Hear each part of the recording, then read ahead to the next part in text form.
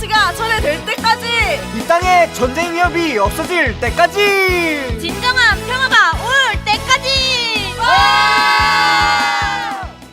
첫 번째 뉴스입니다. 한미연의 공중훈련. 지난주에 소개해드렸죠. 비질런트 에이스라는 대규모 군사훈련이 진행됐었습니다. 그래서 우리는 이것에 항의하는 뜻으로 지난주에는 미대사관 앞까지 행진도 했는데요.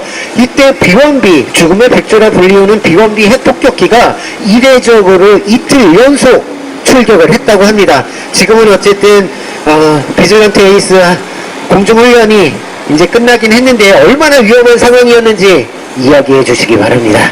네, 저희가 3주 연속으로 말씀을 드리는데 그런 이유는 원래 연합군사훈련이라고 하는 것이 다 이렇게 공개돼서 하고 있는 것이 아니라 훈련의 결과 내용이 어떠하다라는 것을 추정해 볼 수 있기 때문에 이렇게 실시간으로 말씀을 드릴 수밖에 없고요.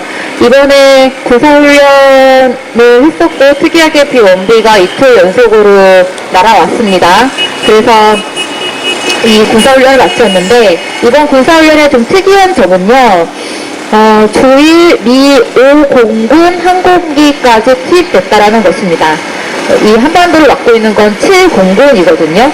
그래서 지금까지의 미국의 어떤 한반도에 대한 작전 계획은 한반도의 어떤 공군력은 7공군이 담당하는 건데 이번에 일본에 있는 5공군까지 와서 군사훈련을 했다라는 것은 미국의 어떤 대한반도 군사 정책이 어느 정도 변화가 있는 것으로 보여집니다.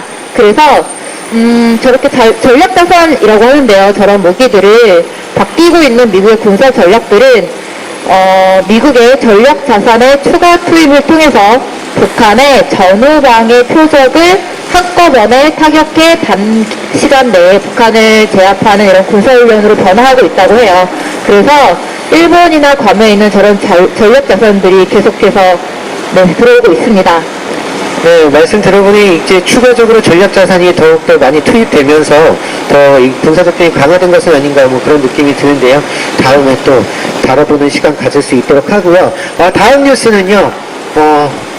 중국에서 유엔 결의 없는 대북 제재 안 된다라는 이야기를 하면서 북의 제재에 대한 반대 표명을 했습니다.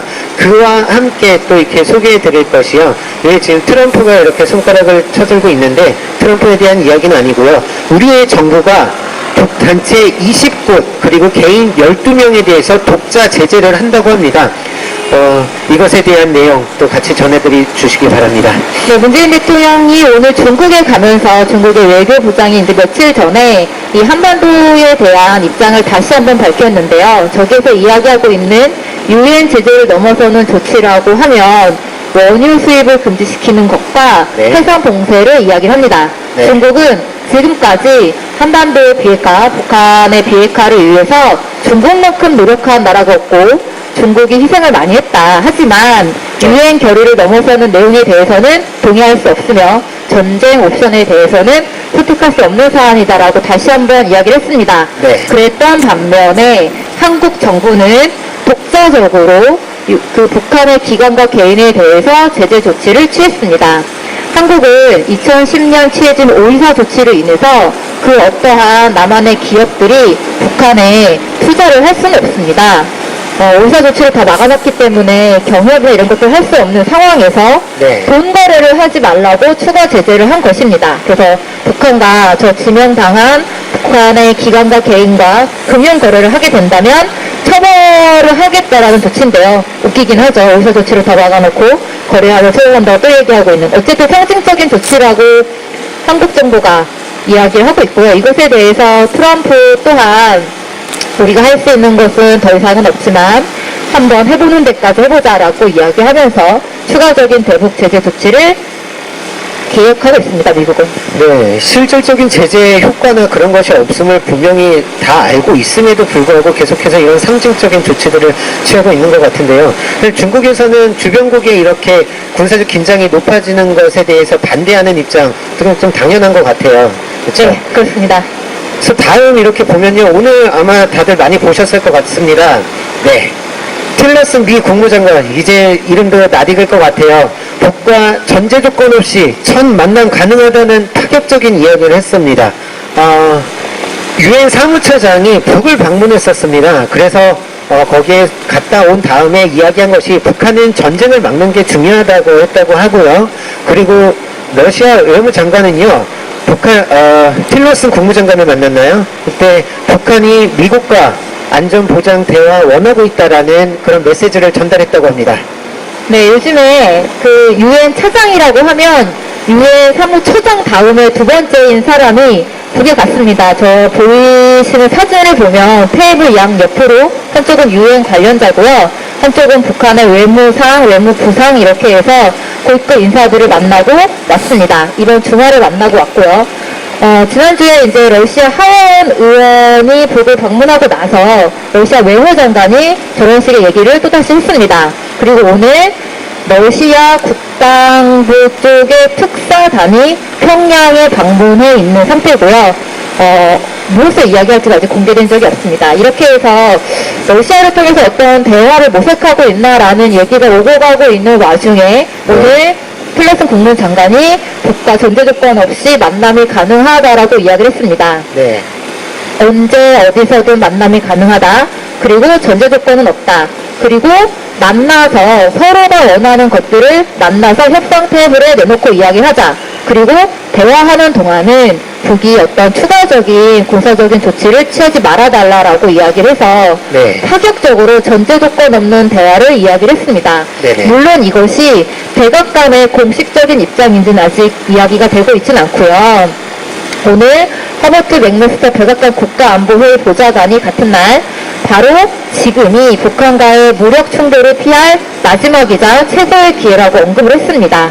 그래서 향후 북과 미국 사이에 어떠한 대화들이 실제로 오고 가는지에 대해서 매우 관심 있게 지켜봐야 할 때입니다. 네, 사실 우리가 계속해서 얘기했듯이 지난 북에서 군사적 행동이 없었던 70여일이 대화에 대한 아주 좋은 조건이 마련되고 있었던 것 아닌가라는 그런 기대를 해봤었는데요. 그 동안 내내 계속해서 군사훈련을 진행하고 그리고 대북 압박을 하고 제재를 하고 이러면서 또 이 기회가 날아가나 싶었는데 또 한번 지켜봐야 되지 않을까 생각합니다. 다음은요, 12월 11일, 12일 한미일 미사일 경보 훈련을 진행했습니다. 네, 이 관련 소식 전해주시죠. 네, 그 한미일 사이에서는 실질적으로 군사훈련이 진행되고 있는데요. 어떤 대화의 흐름과 언급과는 또 별개로 미사일 경보 훈련을 했습니다. 미사일 경보 훈련이라고 하는 것은 무엇이냐면 북에서 미사일을 발사했다고 했을 때 한국과 미국과 일본의 이지스함과 이런 것들을 동원해서 추적하는 군사훈련을 하는 겁니다. 이번에는 특이하게 한국의 군함은 동해에서 그리고 일본과 미국의 배들은 일본 근해에서 했고요. 한 대가 더 투입이 돼서 미국 본토 내에서 같이 이제 추적하는 훈련을 했다고 합니다. 네. 어쨌든 북의 미사일이 미 본토까지 가 닿는 것이 기정사실화된 상황에서 태평양을 건너가는 북한의 미사일을 어떻게 막을 것인지에 대한 군사훈련을 하고 있는 상황이고 어제 종료를 했습니다. 오늘은 여기까지가 준비된 뉴스인데요. 되게 굵직굵직한 게 많았던 한 주가 아니었나 생각합니다. 네, 앞으로는 더 많아질 거라고 예상이 되네요. 네, 그래서 여러분들 수요평화 뉴스 더 많이 시청해달라고 한마디 해주시죠. 네, 오늘 이제 뉴스에서는 언급하진 않았지만 그 평창동계 올림픽 기간에 청와대가 미국의 휴리조물 군사훈련 중단을 요청했고 미국이 긍정적으로 검토하고 있다라는 얘기들이 솔솔 나오고 있습니다. 어쨌든 양국이 공식적으로 얘기한 바는 없기 때문에 말씀을 드리진 않았는데 이거 관련해서 미국의 한 군사 당국자의 얘기가 정말 웃겼어요. 뭐라고 얘기했냐면 올해 군사훈련 너무 자주 많이 해서 2월 달에는 특별히 더 많이 안 해도 된다. 그래서 3월 달 이후로 미루자는 얘기였거든요. 그래서 거꾸로 이야기하면 그만큼 지금 하반기에 한미연합 군사훈련이 매우 많았고 매우 강도를 더해서 군사훈련을 했기 때문에 한반도의 전쟁 위기는 매우 높은 상태였습니다. 저희가 이 현수막에도 이야기를 해놨지만 한반도의 전쟁 발발은 선택할 수 있는 옵션 카드가 아닙니다. 그래서 미국은 우리 땅에서 전쟁 위기를 고조시키지 말고 북한과 즉각 진심을 다해서 대화를 했으면 좋겠고요. 저희의 어떤 이 추운 겨울나라 외침이 미국과 한국 정부에 조금이나마 들려서 이런 조그마한 움직임들이 실제로 그렇게 되기를 바라는 마음 매우 큽니다. 네, 어느 때보다도 컸던 것 같습니다.